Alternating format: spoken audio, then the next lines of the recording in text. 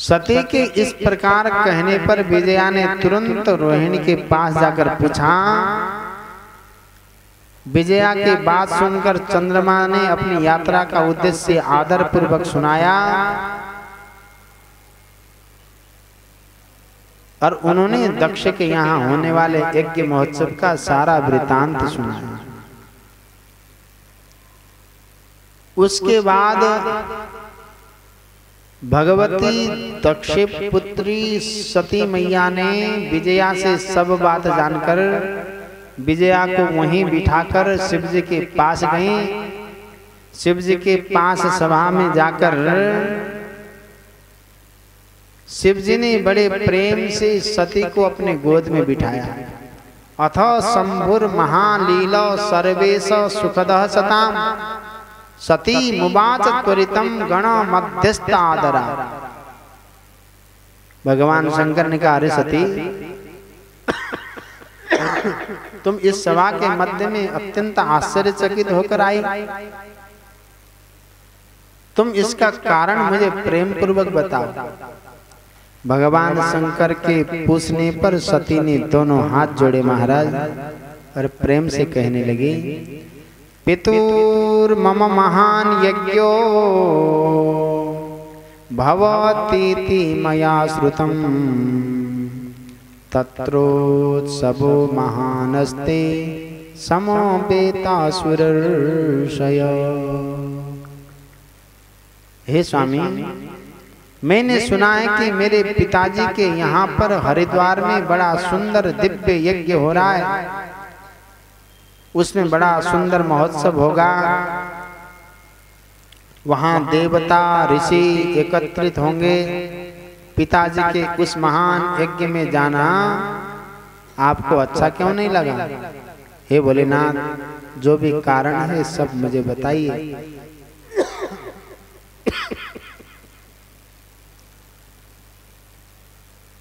हे भोलेनाथ, सुहृदों का, संबंधियों का धर्म है कि परिवार के साथ अच्छी संगति करके रहें।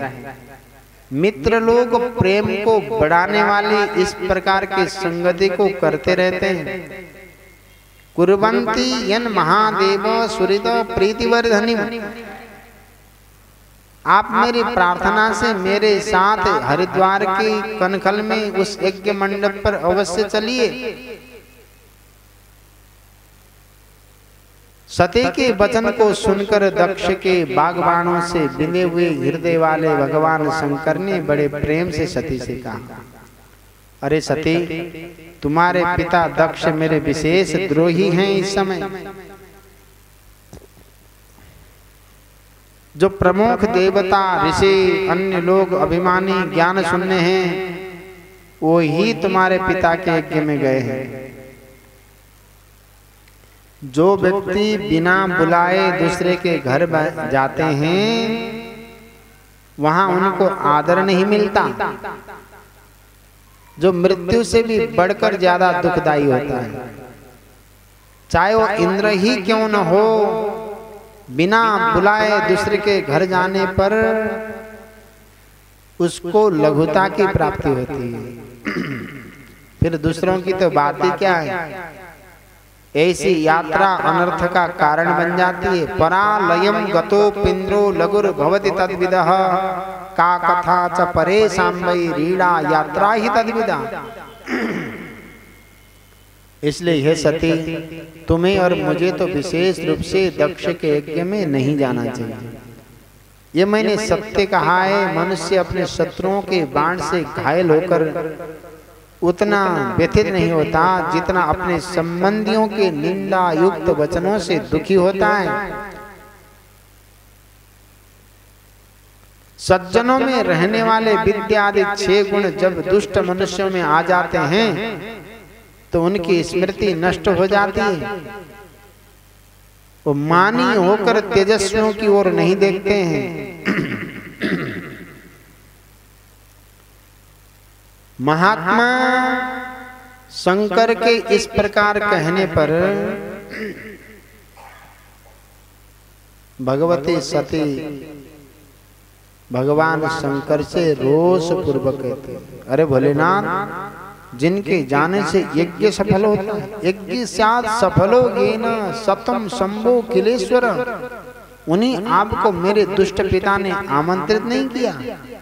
उस दुरात्मा दक्ष के वहां आए हुए संपूर्ण दुरात्मा देवताओं और ऋषियों के मनोभाव को मैं जानना चाहता हूं।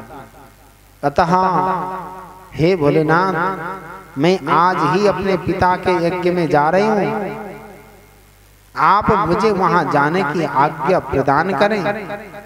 अनुज्ञां देहि मे नाथ तत्र गंतुम महेश्वर।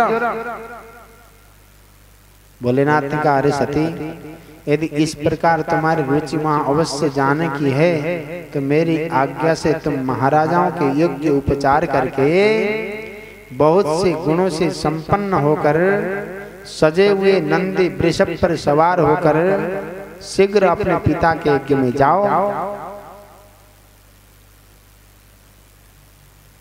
तुम उस विभूषित नंदी पर आरूढ़ होकर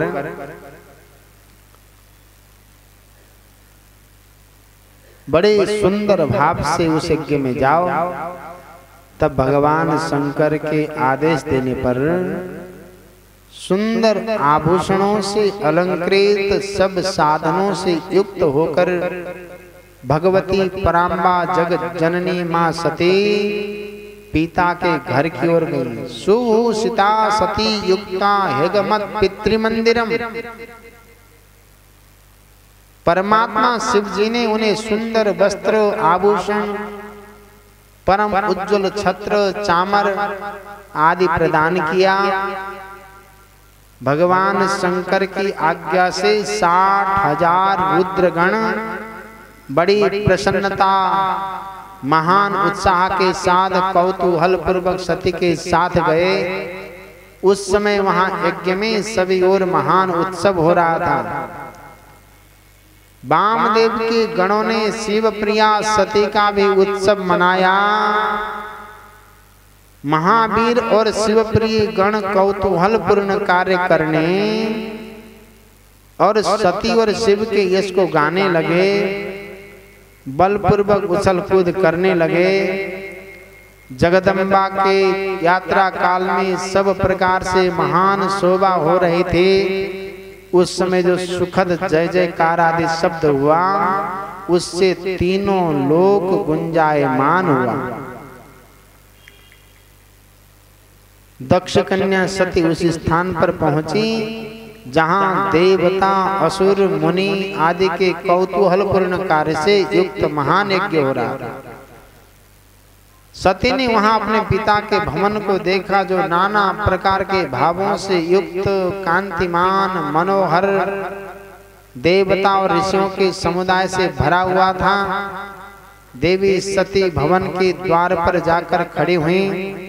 अपने वाहन नंदी से उतरकर अकेले ही शीघ्रता पूर्वक यज्ञ स्थल के भीतर चली गई। सती को आया हुआ देखकर उनकी यशस्विनी माता अशक्नी माने वीरणी ने और बहनों ने उनका यथोचित सत्कार किया, परंतु दक्ष प्रजापति ने उन्हें देखकर भी कुछ आदर नहीं किया।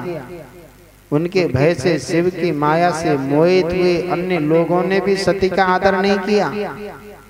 सब लोगों के द्वारा तिरस्कार प्राप्त होने पर भी सती देवी ने अत्यंत विस्मित होकर माता पिता को प्रणाम किया। उस यज्ञ में सती ने भगवान विष्णु आदि देवताओं के भाग को देखा, परंतु भगवान शंकर जी का भाग कहीं पर भी दिखाई नहीं। तब उन्होंने असह्य क्रोध प्रकट किया।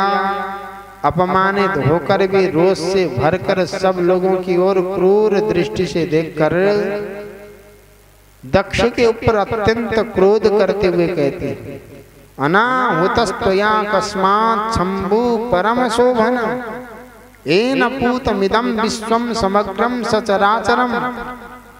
अरे दक्ष प्रजापति, आपने परम मंगलकारी भगवान सदाशिव को इस यज्ञ में क्यों नहीं बुलाया, जिनके द्वारा ये संपूर्ण चराचर जगत पवित्र होता है।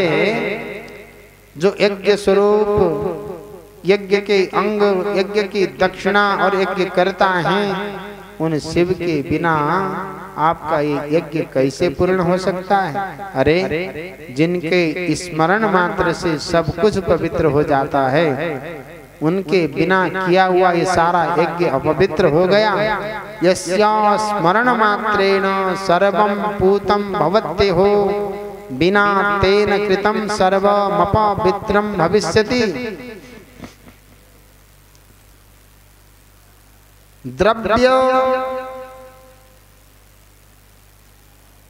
मंत्र आदि हव्य और कव्य सब जिनके स्वरूप हैं, उन शिव के बिना यज्ञ का आरंभ कैसे किया गया? सती ने कहा,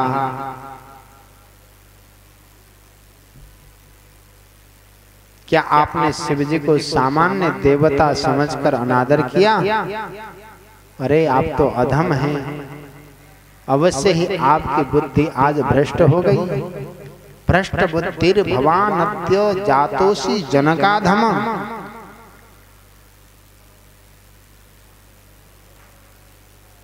ऐसा कहकर शिव स्वरूपिणी परमेश्वरी भगवती सती सब देवताओं को अलग अलग प्रकार से फटकारने लगी। महाराज इंद्र को फटकारा, देवताओं को फटकारा,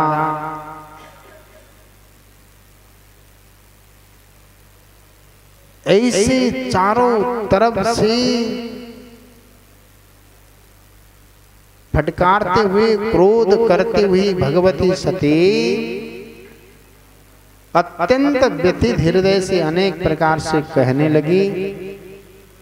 दक्ष ने कहा, अरे सती, तुम्हारे बहुत कहने से कोई लाभ नहीं है। इस समय तुम्हारा इस यज्ञ में कोई काम नहीं है, तुम अपने कैलाश चली जाओ। सभी विद्वान जानते हैं कि तुम्हारे पति शिव मंगल रहित अकुलीन वेद से बहिष्कृत हैं, भूत प्रेतों के स्वामी हैं। मेरे जैसे बुद्धिमान प्रजापति दक्ष ने ऐसा जानकर कुबेशधारी शिव को देवताओं और ऋषियों की सभा में नहीं बुलाया।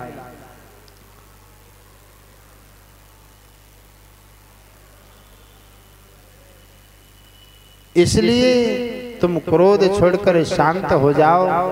यदि इस यज्ञ में तुम आ ही गई हो तो अपना भाग ग्रहण करो। यद्यागतासि यज्ञस्मिन् दायं गृह्णीष्व चात्मना। दक्ष के इस प्रकार कहने पर संसार के द्वारा पूजित भगवती सती ने अपने पिता की ओर देखकर क्रोध से युक्त होकर सोचने लगी, अब ये सती शंकर जी के पास कैसे जाएगी?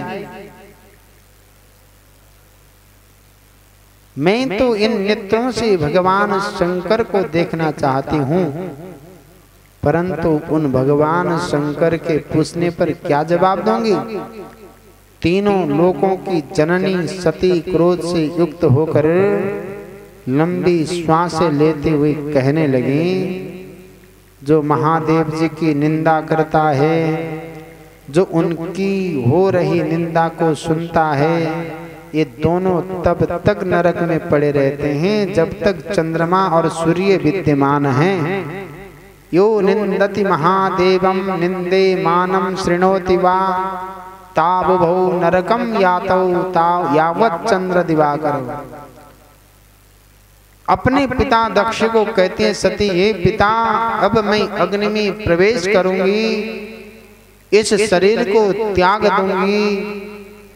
अब मुझे अपने स्वामी का अनादर सुनकर मुझे इस जीवन से कोई प्रयोजन नहीं है।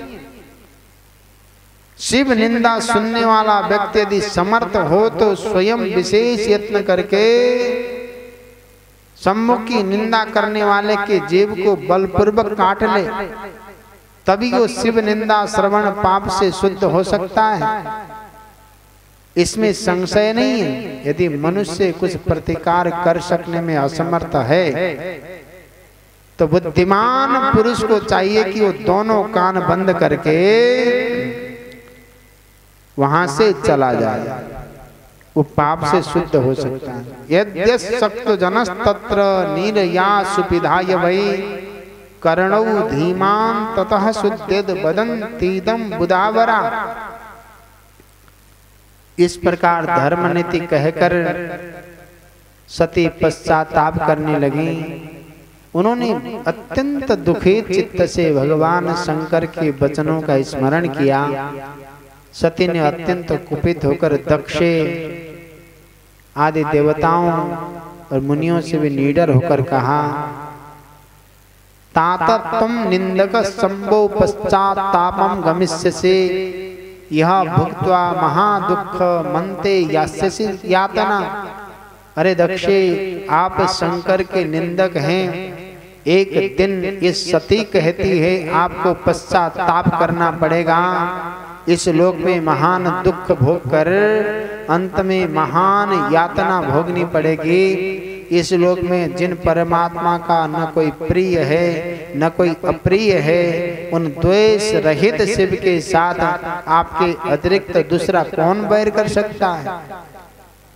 जो दुष्ट लोग हैं वो सदा ईर्ष्या पूर्वक महापुरुषों की निंदा करें तो उनके लिए ये कोई आश्चर्य की बात नहीं, परंतु जो महात्माओं के चरणों के रज से अपने अज्ञान अंधकार को दूर कर चुके हैं, उन्हें महापुरुषों की निंदा शोभा नहीं देती। शिवेति द्वैक्षरम यस्य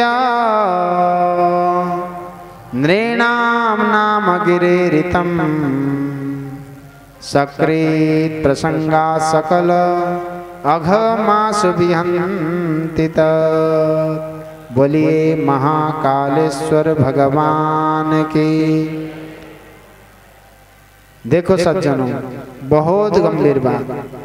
भगवती सती ने कहा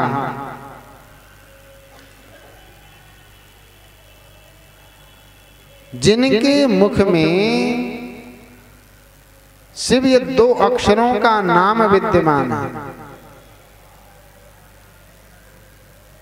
अथवा किसी के साथ संवाद करते हुए बातचीत के प्रसंग में भी मनुष्य के मुख से शिव शिव शिव ये 2 अक्षरों का नाम उच्चरित हो जाए तो संपूर्ण पाप राशि को वो शिव नाम नष्ट कर देता है।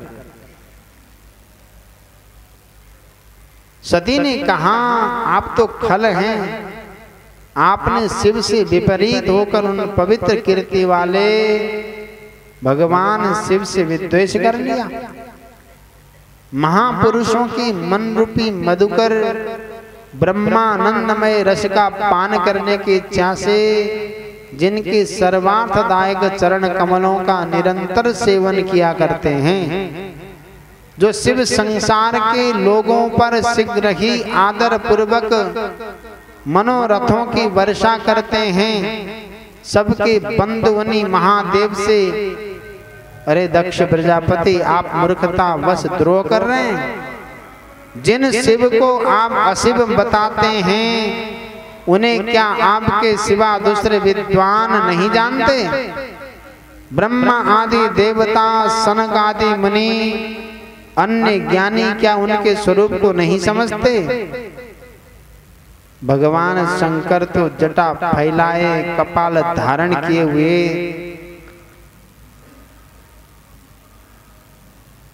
शमशान में भूतों के साथ प्रसन्नता पूर्वक रहते हैं।